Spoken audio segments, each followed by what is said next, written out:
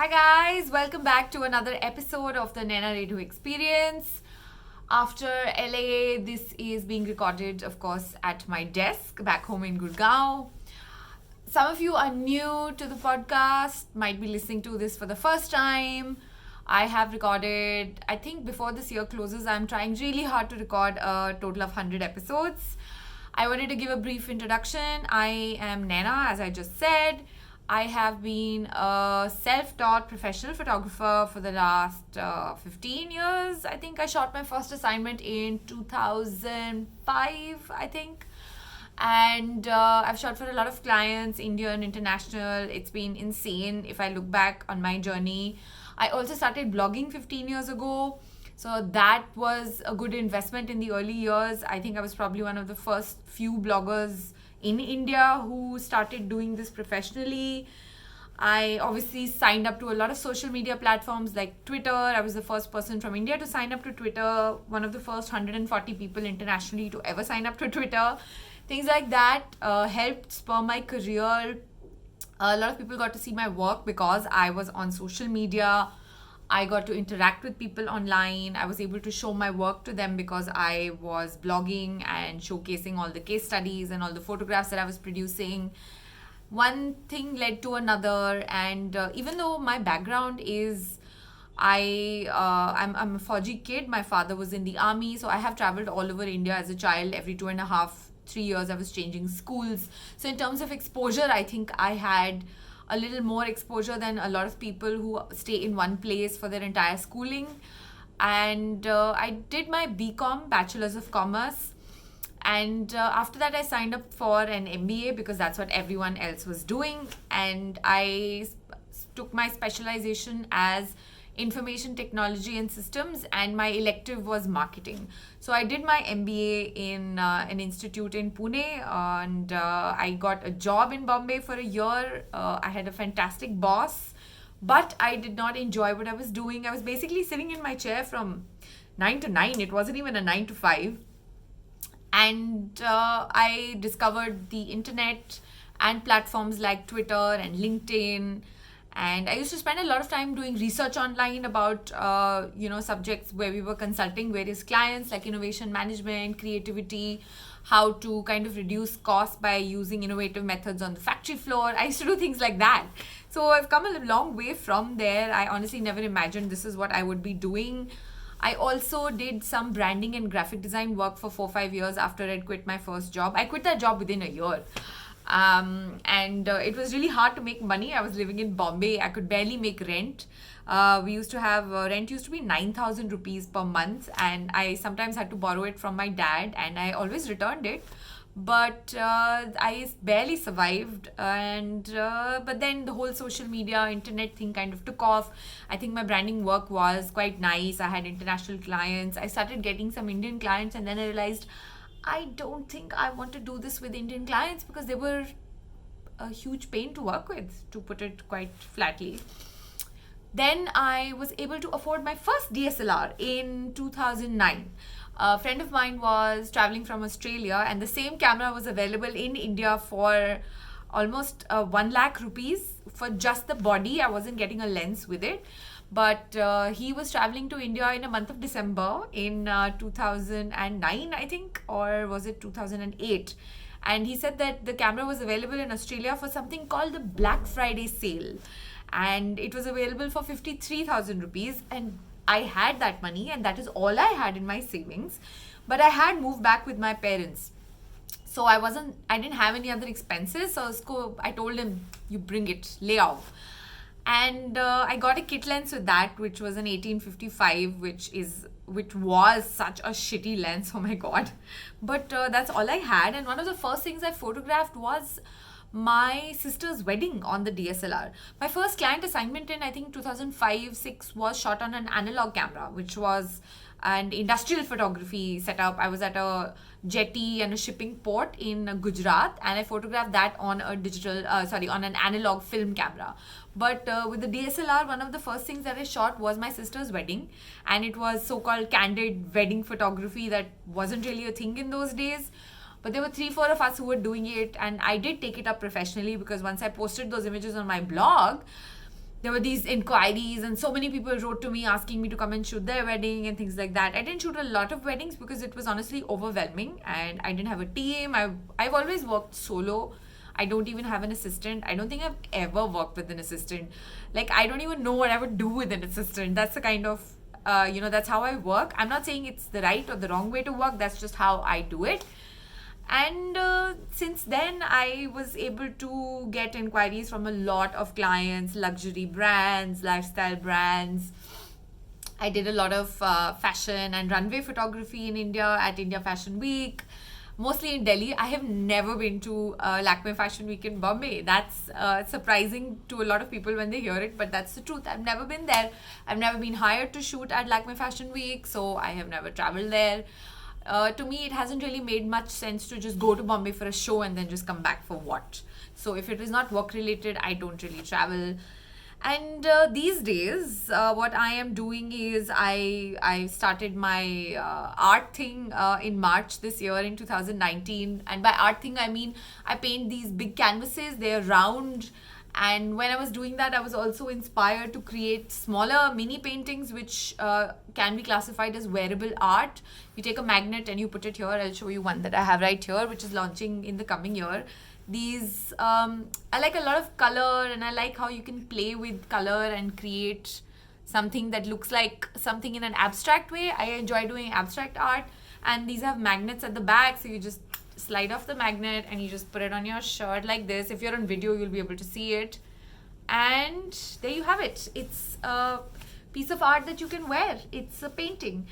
One of the reasons I started doing these was because I liked the whole piece of drawing and painting and lines and dots and colors. I also wanted brooches. I was looking for something that was handmade and unique and didn't cost an arm and a leg, but it was still art. Because most people look at these and go, oh, these buttons are so cute. Oh, this badge is so sweet. Oh, is this printed? How many do you produce? And I always say that this is wearable art. It's a brooch.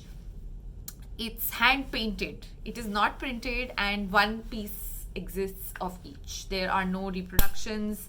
You can only buy them from my online store. That's a way of using whatever I've learned over these years in branding, and I'm trying to apply that on my own brand. This brand is, my art label is called Chaos Philos, which is also my tattoo, which is the first and only tattoo that I have. It means chaos lover, and I love the chaos of color and art and the delight it brings to not only me, but a lot of people enjoy art and color. So that's how that started. So that's a new thing which I started in 2019. I have also sold one of my paintings. I think I've talked about it all over the place. So if you still don't know about it, please go to my blog and look at my art category and see what painting I'm talking about. It was a 24-inch canvas. That's new. And of course, the usual photography business is a little slow these days. I don't think I have photographed an assignment in the last 2-3 months.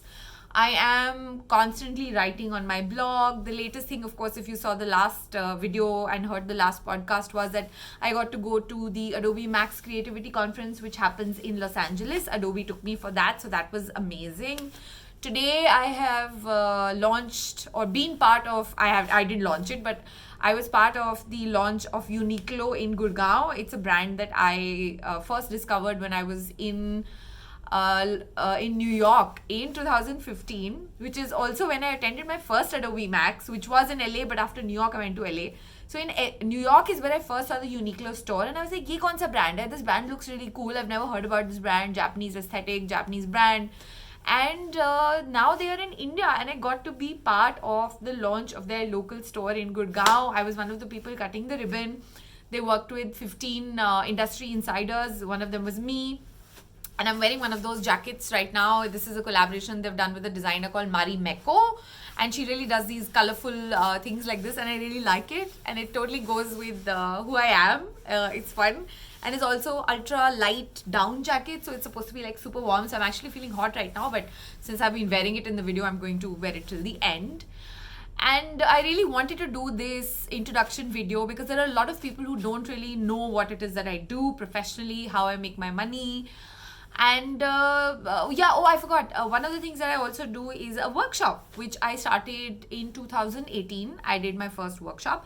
It is not a photography workshop. I know everybody thinks because I'm a photographer, it must be a photography workshop. My workshops are currently only on the subject of online brand building. It's a crash course and an introduction on how to get started, what are the things that you need to consider. I'm not giving any magic formulas or telling people how to get more followers. That's like the worst goal to have. But it's a 3-hour introduction to what do you need to think about if you are at a place where your brand has either plateaued in its growth, or you are a new brand who is now seriously looking at social media and being present online. And in those 3 hours, I basically tell you about my journey, what are the things that has actually helped me. We do talk about things like Instagram and hashtags and what the grid should look like, etc. But I address everything from a point of view of your brand being more important than any of this. In fact, one of the modules in my workshop is called hashtag fuck the platform, because I think platforms come and go. Your brand plans should be more not so dependent on what platform you're on. If you don't have a brand or a product or a service offline and you're just online for the sake of being online, that never works. So that's another thing that I started last year, and I did the 6th edition of the workshop in November, and it's been great. I've gotten a lot of encouraging feedback from people who've attended the workshop, and there's a lot of interest in people who want to attend the workshop. I'm constantly working on the material. I'm constantly trying to refine it, etc. But this is what I do. This is who I am. I like, meeting people. I like bringing people together. I love energy. I like depth. I like color. I like art. I enjoy photography. I enjoy sharing what I do.